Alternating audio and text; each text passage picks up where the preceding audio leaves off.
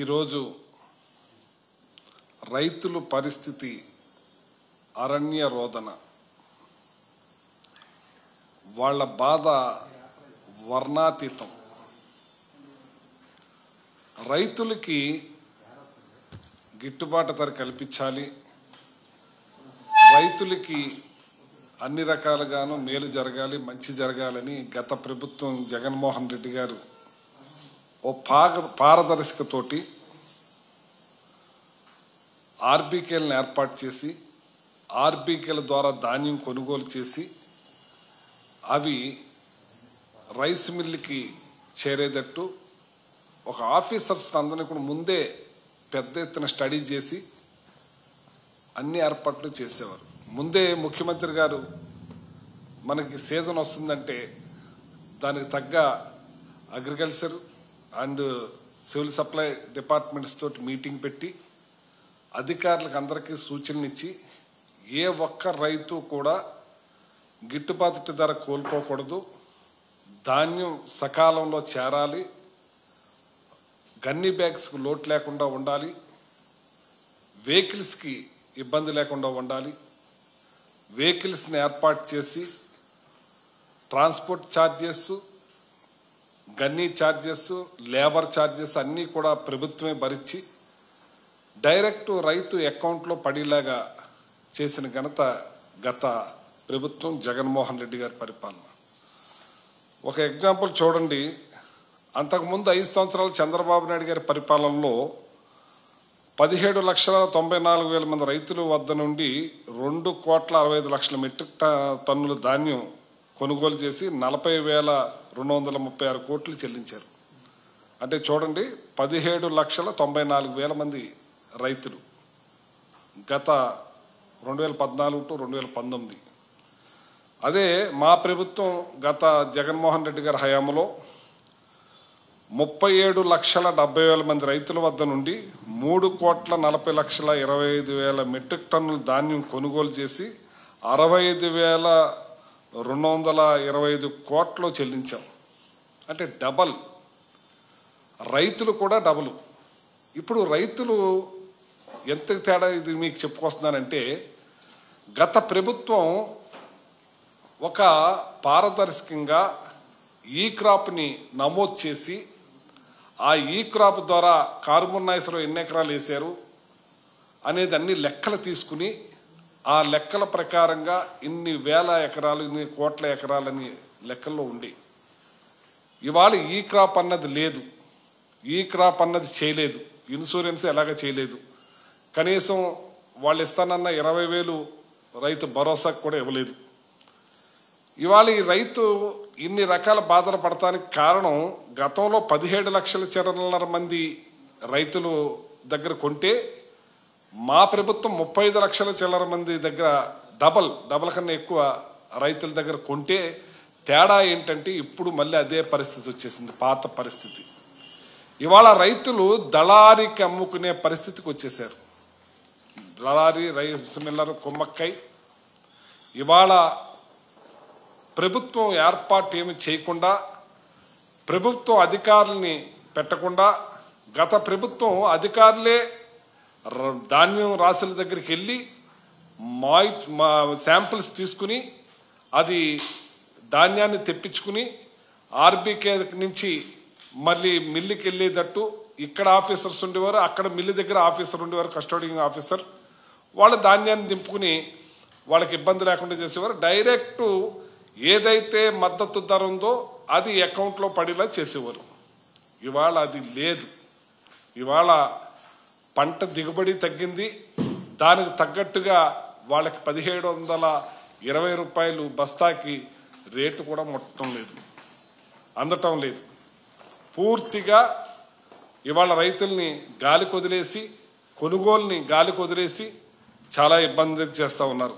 ఇవాళ చూడండి, మీకు ఎగ్జాంపుల్ ఇప్పుడు చూపిస్తాను. సాక్షాత్తు సివిల్ సప్లై మంత్రిని ఆ రైతులు కళ్ళంట నీళ్ళు ఎలా పెట్టుకుంటారో ఒకసారి చూడండి.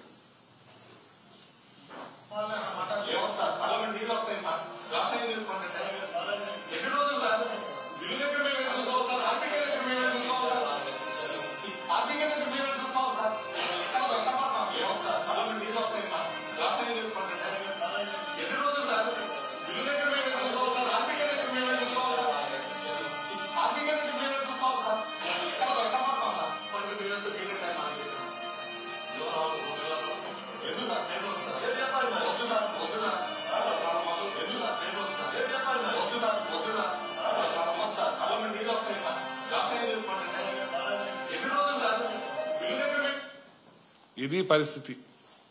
రైతుల పరిస్థితి చాలా దారుణంగా ఉంది. పేరు చెప్పడానికి కూడా భయపడుతున్నారంటే అక్కడ పరిస్థితులు ఎలా ఉన్నాయో చూడండి ఒకసారి.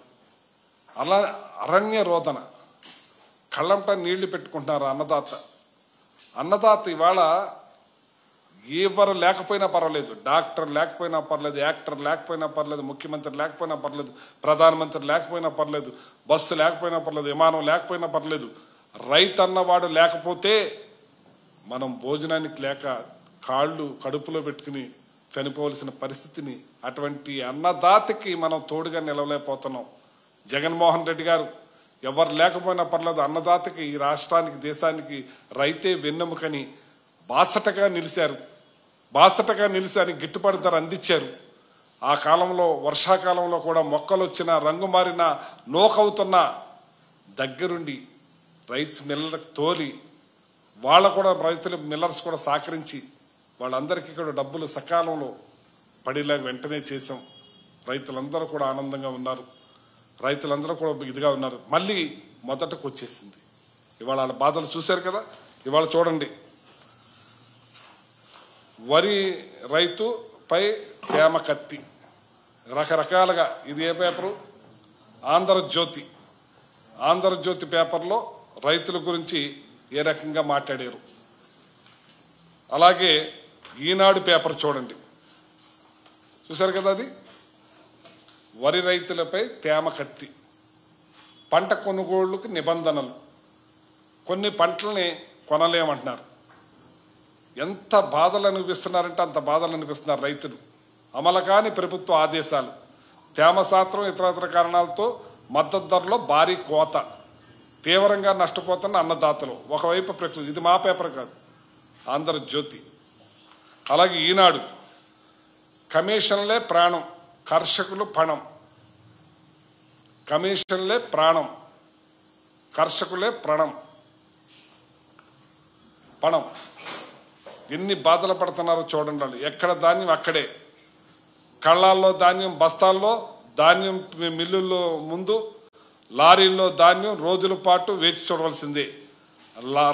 లారీలు దొరక్క వైనం ఒకవైపు, వాతావరణం మరో పక్క, తుఫాను హెచ్చరికలతో అన్నదాతలు అల్లాడుతున్నారు. ఈనాడు మేం కాదు చెప్పేది. దళారికి రొక్కం, రైతుకు దుఃఖం. దళారికి రొక్కం, రైతుకు దుఃఖం. డబ్బులన్నీ దళారి పాలు. ఇవాళ ఎంత ఘోరంగా ఉందంటే అంత ఘోరంగా ఉంది. అలాగే రైతులకు ప్రభుత్వం సహకరించటం లేదు. గతంలో ఈ పద్ధతి ఉండేది కాదు. రైతులకు అన్ని విధాల ముందునే జగన్మోహన్ రెడ్డి గారు ఒక ప్రణాళిక తయారు చేసి అధికారులకి, మంత్రులకి, అందరికీ సూచనలు ఇచ్చి వాళ్ళకి ఏ మాత్రం కూడా ఇబ్బంది లేకుండా, సంచి కూడా ఇబ్బంది లేకుండా చేసేవాళ్ళం. ఇవాళ సంచులు ప్రభుత్వం ఇచ్చే పరిస్థితుల్లో లేదు. సంచులు కూడా దళారీలే ఇస్తున్నారు, వెహికల్స్ కూడా దళారులే పెడుతున్నారు, అమాలిసిని కూడా దళారునే పెడుతున్నారు. ఇవాళ వాళ్ళ అన్న రేటు ప్రకారమే కొనే పరిస్థితికి వచ్చేసారు. ఎంత దారుణం అంటే అంత దారుణంగా ఉంది పరిస్థితి. ఇది ఎలాగంటున్నాను, ఏమన్నా బాగుందా అని అంటున్నాను నేను. రైతుల నుంచి కొనేది దళారీ, ప్రభుత్వానికి అమ్మేది దళారీ.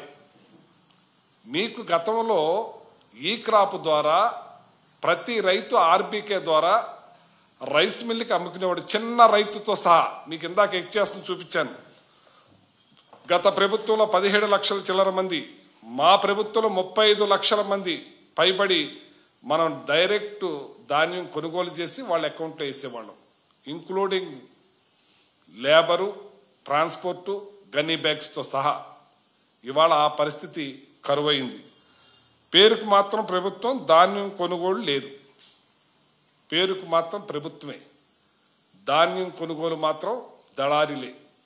దళారీ వ్యవస్థ విచ్చలవిడిగా పెరిగిపోయింది. గతంలో జగన్మోహన్ రెడ్డి గారు ఉన్నప్పుడు దళారీ వ్యవస్థను పూర్తిగా మాఫీ చేశాం. రైతు డైరెక్ట్గా ధాన్యం అమ్ముకునేలా చేసే కార్యక్రమం చేశాం.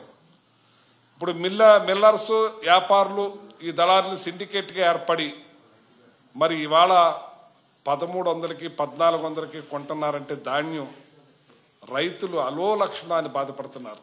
ఓ పక్క వర్షాల వల్ల పంట దిగుబడి తగ్గిపోయి 25 బస్తాల నుంచి 30 బస్తాలే పండుతున్నాయి. పంట కూడా తగ్గిపోయింది. కానీ ఆ రైతులకి గిట్టుబాటు ధర కూడా కిడతలేదు, రావట్లేదు. చాలా బాధపడుతున్నారు. ఎవరికి చెప్పుకోలేని పరిస్థితిలో ఉన్నారు. సాక్షాత్తు మంత్రి ఏమని చెప్తున్నారు? మీరు ధాన్యాన్ని దళారులకు అమ్మకండి, మీ ధాన్యం ప్రభుత్వం కొంటది అంటుంది. ప్రభుత్వం కొంటాకి మీరు ఏ రకమైన ప్రణాళిక తయారు చేశారు? ప్రభుత్వం ఏమి ఏర్పాట్లు చేశారు? మీరు ఇంతకుముందు ట్రాన్స్పోర్ట్ పెట్టేవాళ్ళం, గన్నీ బ్యాగ్స్ ఇచ్చేవాళ్ళం, వాళ్ళకి అమాలి ఇచ్చేవాళ్ళం. మా అధికారుల దగ్గరుండి అప్పుడు శాంపిల్స్ తీసుకుని మళ్ళీ అక్కడి నుంచి మిల్లుకి పంపించే ఏర్పాట్లు కూడా ఆర్బీకే ద్వారా జరిగాయి. అవన్నీ కూడా లేవు కదా. ఇప్పుడు ఎవరికి అమ్ముకోవాలో తెలియని పరిస్థితి, ఎక్కడ అమ్ముకోవాలో తెలియని పరిస్థితి. దళారుల చేతిలో పడి మోసపోతూ ఉన్నారు, అన్యాయం అయిపోతూ ఉన్నారు. గ్రామాల్లో ధాన్యం బస్తాలు పెట్టేందుకు కూలీలు దొరకని పరిస్థితి. ముందుగానే హమాలీల్ని ఈ దళారీలు గుప్పిట్లో పెట్టుకుంటున్నారు. కనీసం ఇతను ఆర్బీకి గవర్నమెంట్ ద్వారా పంపించుకుందామని నేను ఏర్పాటు చేసుకుందామంటే అతనికి ట్రాన్స్పోర్ట్ దొరికే పరిస్థితి లేదు, హమాలీ దొరికే పరిస్థితి లేదు, గన్నీ బ్యాగ్స్ కూడా దొరకని పరిస్థితి కొలకుంది.